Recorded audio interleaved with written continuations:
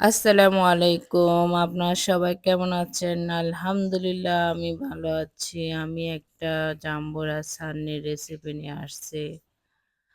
এখানে আমার পাকা টসটসে কত বড় একটা জাম্বুরা, বড় সাইজের।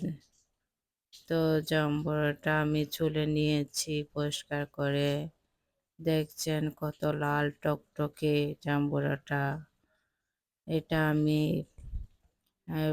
ভাগ করে নিয়েছি একদম। তো এগুলো আমি নিয়ে পরিষ্কার করে নিব। পরিষ্কার করে নিয়েছি আমি। পরিষ্কার করে এবার পেঁয়াজ কুচি আর কাঁচামরিচ কুচি রেডি করতেছি। এখানে আমি কাঁচামরিচ কুচি নিয়েছি, পেঁয়াজ কুচি নিয়েছি একটি। তারপর এখানে আমি স্বাদ মতো লবণ দিব।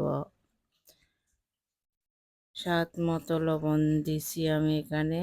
তারপর এখানে আমি ভালোভাবে দুটা মিক্স করে কচলে কচলে মেখে নিচ্ছি। কচলে দেখতেছেন আমি কচলাচ্ছি আর আমার জামটা কিভাবে নড়তেছে। আমি এখানে এক হাত দিয়ে কচলাচ্ছি আর এক হাত দিয়ে বিড়ি করতেছি আপনাদের জন্য। সরিষার তেল দিয়েছি আমি এখানে। সরিষার তেলগুলো দিয়ে আমি মেখে নিচ্ছি ভালোভাবে।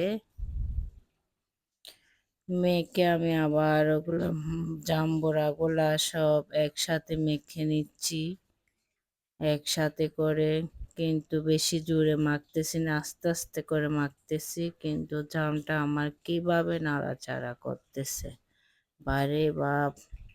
এভাবে নাড়াচাড়া করতে করতে কিন্তু আমি আপনাদের জন্য ভর্তাটা রেডি করে নিচ্ছি, দেখাচ্ছি আপনাদেরকে কিভাবে যে জাম্বুরা ছানেটা রেডি করতে হয়। দেখতেছেন টসটসে লাল লাল টকটকে, একটা একটা দানা আলাদা হয়ে গেছে।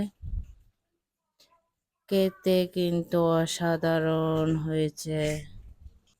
খেতে এত যে মজার হয়েছে, জাম্বুরাটা এত যে মিষ্টি ছিল, কিন্তু বলার মতো না, বলার বাইরে। এত যে মিষ্টি, এত যে টক লাল।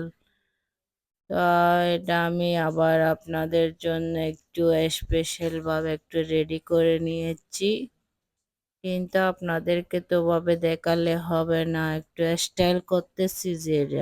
আপনারা সবাই এরকম নতুন সান্নির রেসিপি পেতে আমার সাথে থাকুন। আল্লাহ হাফেজ।